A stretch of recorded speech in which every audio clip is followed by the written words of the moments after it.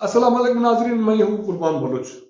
काफ़ी देर से ये सोच रहा था कि प्रोग्राम किस इशू पे करूँ। इशूज बहुत हैं, लेकिन फिर मुझे एक कहावत याद आई कि कहते हैं कि नादान दोस्त से दाना दुश्मन अच्छा है। ये किसी फर्द के लिए कहावत नहीं है, लेकिन अगर इसको जायज़ा इसका लिया जाए तो हमारे मुआशरे में, हमारे मुल्क में और ख़ास करके हुकूमतों में, मौजूदा हुकूमत में कितने नादान दोस्त हैं और कितने दाना दुश्मन हैं, ये कहने की ज़रूरत नहीं है। आइए आपको कुछ चीज़ें बताता हूँ, फिर अंदाज़ा लगाइएगा कि दानाई की हद यहाँ क्या है। अगर हम वज़ीर आज़म इमरान खान से शुरू करें और अपोजिशन तक जाएं, तो बहुत सारी ऐसी चीज़ें जिससे ये अंदाज़ा होता है कि बदबख्ती है या कमअक्ली है या जिद है। हमारे हुक्मरान जिस चीज को भी छू लेते हैं वो खराब हो जाता है, वो कंट्रोवर्शियल बन जाता है, वो तकरारी बन जाता है। क्यों? इसका फैसला तो लोगों को करना है। जिन दोस्तों ने मेरा चैनल सब्सक्राइब नहीं किया, इसको सब्सक्राइब करें, नए दोस्त भी सब्सक्राइब करें, वॉच करें, शेयर करें। तो जिन वाकयात का मैं जिक्र कर रहा था उसकी शुरुआत करते हैं डॉक्टर गुलाम अरबाब रहीम की ज़िमनी इंतखाबात में शिकस्त से। वो उमरकोट PS52 में बुरी शिकस्त खा के वहां से हारे हैं। साबिक सिंध के सीएम रहे हैं, GDA से ताल्लुक है और GDA वज़ीर आज़म इमरान खान का इत्तेहाद जमात। 2 दिन तो वो खामोश रहा अरबाब रहीम शिकस्त के बाद, लेकिन पिछले दिन वो गया, एक उनके कारकुनों का एहतजाज था, उसमें वो चला गया। उसमें बजाय वो शिकस्त देने वाली जमात या पाकिस्तान पीपल्स पार्टी पे तनकीद करने के बजाय उसने तनकीद कर दी वज़ीर आज़म इमरान खान पे और सिंध के गवर्नर पे। क्या अरबाब रहीम की तरफ से जो तनकीद की गई वो वाकई इमरान खान पे की गई, सिंध के गवर्नर पर की गई, या ये समझा जाए कि ये तनकीद इस्टेब्लिशमेंट पे है? क्योंकि समझा ये जा रहा है कि अरबाब रहीम हमेशा से इस्टेब्लिशमेंट का घोड़ा रहा है। यही वजह है कि परवेज मुशर्रफ के दौर में वो बगैर किसी अक्सरियत के वजीर आला सिंध बने, और फिर उसकी बहुत सारी दास्तानें हैं। वजीर आला बनने के बाद उसको हम टच नहीं करते। तो वहां मुजाहरे में साबिक सीएम गए अरबाब रहीम, उसका कहना है कि वज़ीर आज़म इमरान खान की आगे बात कौन मानेगा या उसके कहने पे इलेक्शन कौन लड़ेगा। उसने कुछ आसरे दिए और मैं इलेक्शन पे खड़ा हो गया, उसके बाद फिर कोई किसी ने हमारी बात ही नहीं सुनी और न बात मानी। उसने यहां तक बात खत्म नहीं की। इसका हम जायजा जरूर लेंगे कि उसने क्या आसरा दिया, क्या वज़ीर आज़म ने आसरा दिया या किसी और ने आसरा दिया, इसका जायजा बाद में लेंगे। पहले हम बात करते हैं कि अरबाब रहीम ने मजीद क्या कहा। अरबाब रहीम का सिर्फ इल्जाम ये नहीं है कि इमरान खान की बात कौन मानेगा या उस पर एतबार कौन करेगा।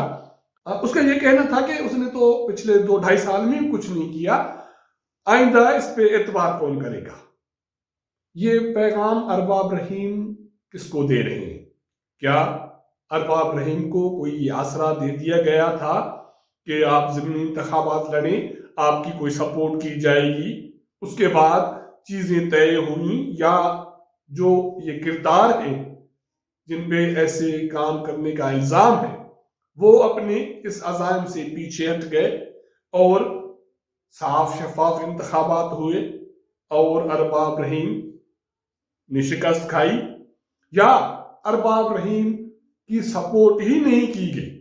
क्योंकि अरबाब रहीम इल्जाम लगा रहा है वज़ीर आज़म इमरान खान पे कि उन्होंने हमारी बात ही नहीं सुनी। एक तो इत्तेहादी है, दूसरा ये है कि उसने आसरा दिया इंतखाबात लड़ो, उसके बाद हमारी बात नहीं सुनी, और यही किरदार सिंध गवर्नर का रहा है। एक किस्सा तो ये हुआ कि इमरान खान जिस चीज में हाथ डालते हैं वो चीज खराब होती है, उसका रद्द अमल उल्ट होता है। جیسے یہ ارباب رحیم کا ہوا ہے، اور وہ ایسے سمجھے کہ وہ رو پڑا ہے، چیخ پڑا ہے کہ اب یار عمران خان صاحب کے اس کے آسرے نہیں لگنے۔ آگے چلتے ہیں دوسری بات یہ کہ پچھلے سال تقریباً اکتوبر کے بعد حکومت نے قومی اسمبلی کا اجلاس طلب کیا۔ اجلاس کیا طلب کرنا تھا؟ ایک رات پہلے آدھی رات کو ایک نوٹیفکیشن جاری کیا گیا کہ صبح 10:30 بجے قومی اسمبلی کا اجلاس ہے۔ اجلاس ہو گیا، اپوزیشن آ گئی۔ پہلے دن کا اجلاس تھا، اس پہ کوئی کاروائی تو اتنی نہیں ہوئی کیونکہ ایک ممبر فوت ہو گیا، اس کے لیے تعزیت کی گئی۔ جیسے اجلاس ختم ہوا تو وزیر دفاع پرویز خٹک صاحب کی سربراہی میں 3 رکنی وفد حکومت کا دوڑے اپوزیشن لیڈر کے چیمبر میں گیا اور وہاں اپوزیشن کو یہ منتیں کرنی شروع کر دی کہ ہمارے ساتھ تعاون کرو۔ انہوں نے کہا یہ کیا طریقہ ہے تعاون مانگنے کا؟ اسے اجلاس بلانے سے پہلے آپ اعتماد میں بھی نہیں لیتے، آپ بتاتے بھی نہیں ہیں۔ ایک رات پہلے آپ آدھی رات کو نوٹیفکیشن جاری کرتے ہیں اجلاس بلانے کا، اور یہ باور کراتے ہیں کہ ہمارے پاس میجارٹی ہے اور ہمیں کسی کی محتاجی نہیں ہے، اگر آپ کے پاس میجارٹی ہے تو جائیں اجلاس چلائیں۔ دیکھتے ہیں کہ پیر کے بعد آپ کیسے اجلاس چلاتے ہیں۔ پرویز خٹک صاحب، عامر ڈوگر صاحب، مملکتی وزیر علی محمد خان صاحب، منتیں ترلے، بات نہیں بنی۔ اب پیر کو وہ دوبارہ یہی قافلہ لے کے پھر اپوزیشن کے پاس جائیں۔ آپ کو اندازہ آپ لگا سکتے ہیں کہ یہ چیز اس سے پہلے آرام سے ہو سکتی تھی۔ یہی وفد، حکومتی وفد اپوزیشن کے پاس چلا جاتا اجلاس بلانے سے پہلے، ان کو منت سماجت ہلکا پھلکا ترلے کرتا تو یہ بات بن جاتی اور شاید اجلاس ہو جاتا اور اجلاس اچھا خاصا چل جاتا، کیونکہ ابھی اجلاس کے لیے پچھلی تقریباً 12 اکتوبر 107 دن کی کارروائی مکمل کرنی ہے آئین کے مطابق۔ اگر یہ اپوزیشن نے حکومت کے ساتھ تعاون نہیں کیا تو یہ بہت مشکل ہوگا حکومت کے لیے، کیونکہ حکومت کے ممبران بھی ایسے ہی تھک گئے ہیں جیسے حکومت کے اتحادی ڈاکٹر ارباب غلام رحیم وزیر اعظم سے، سندھ گورنر سے تھک گیا ہے، یا اس سے پہلے ایاز لطیف پلی جو اپنے تحفظات کا اظہار کر چکا ہے۔ یہی صورتحال حکومت کے ممبران کی ہے۔ اس سے بھی آگے چلتے ہیں تو اس پہ جو قومی اسمبلی کے اجلاس کے حوالے سے کوئی بات نہیں بنی۔ اب دوبارہ پیر کو حکومت ٹیم منت ترلے کرے گی اپوزیشن کو، اور اپوزیشن والے ابھی حکومت کو آنکھیں دکھائیں گے اور اس کا حکومت کو اندازہ ہو جائے گا جب پیر سے دوبارہ اجلاس کی قومی اسمبلی کی کارروائی شروع ہوگی۔ اس سے ہٹ کے پھر بات ہم آتے ہیں براڈ شیٹ ایشو پہ۔ براڈ شیٹ ایشو اچانک ایک چیز منظر پہ آ گئی، حکومت نے ملینز ڈالرز جرمانہ دیا اور اس کے باوجود بھی ابھی تک یہ بات حکومت کے گلے میں ہے۔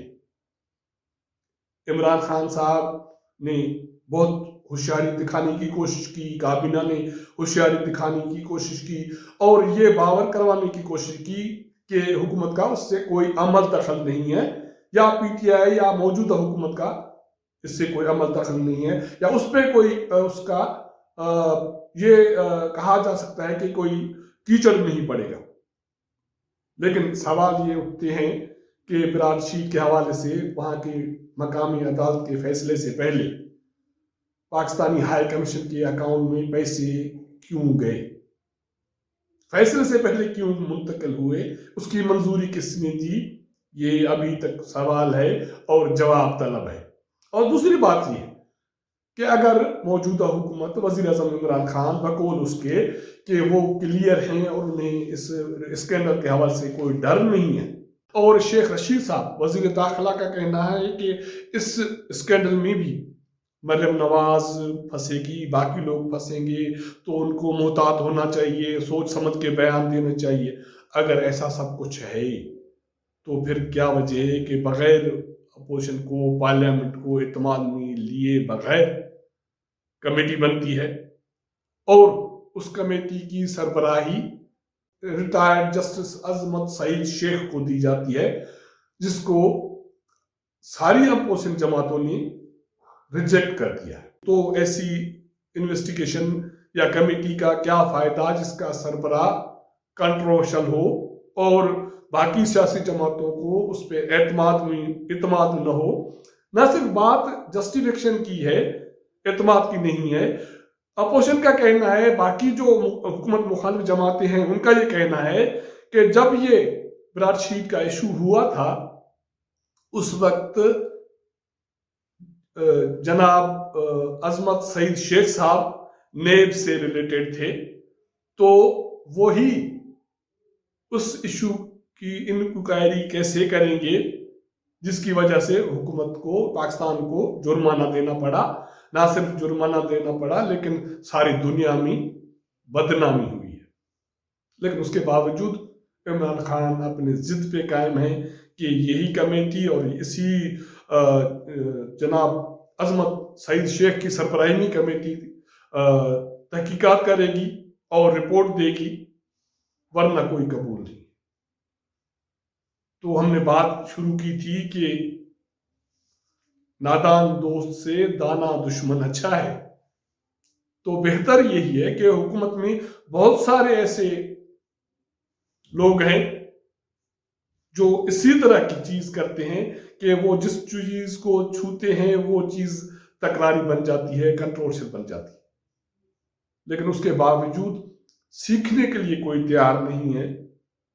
अगर ऐसा सीखने के लिए तैयार नहीं है तो फिर उसके नताज ऐसे निकलेंगे जैसे अरबाब रहीम की शिकस्त की सूरत में और उसके बाद उसके रद्द अमल की सूरत में उसके असरात क्या पड़ेंगे आगे, वो मराहल बहुत जल्द आने हैं। वो इस सूरत में भी हो सकते हैं कि पार्लियामेंट में बकौल बिलावल भुट्टो जरदारी साहब के वज़ीर आज़म इमरान खान को हटाने के लिए अदम एतमाद की तहरीक लाई जा सकती है। तो क्या जो इत्तेहादी, जो हुकूमती मेंबरान नाराजगी का इजहार कर रहे हैं, क्या वो उसका असर इस अदम एतमाद की तहरीक पे नहीं पड़ेगा? अगर पड़ेगा तो अभी से हुकूमत को, वज़ीर आज़म को और बाकी उनके जो दाना लोग हैं उन पे ज़रूर सोचना चाहिए कि हम ऐसी चीज़ें क्यों करते हैं जिससे तकरार पैदा होता है, चीज़ें सुलझने के बजाय मज़ीद उलझ रही है। देखते हैं आगे क्या होता है। अगर हमारा ये प्रोग्राम आपको पसंद आए तो अपने दोस्तों के साथ शेयर कीजिएगा, अपना इनपुट हमें ज़रूर दीजिएगा। आपके साथ मुलाकात होगी अगले प्रोग्राम में, तब तक इजाज़त दीजिएगा। अल्लाह हाफ़िज़।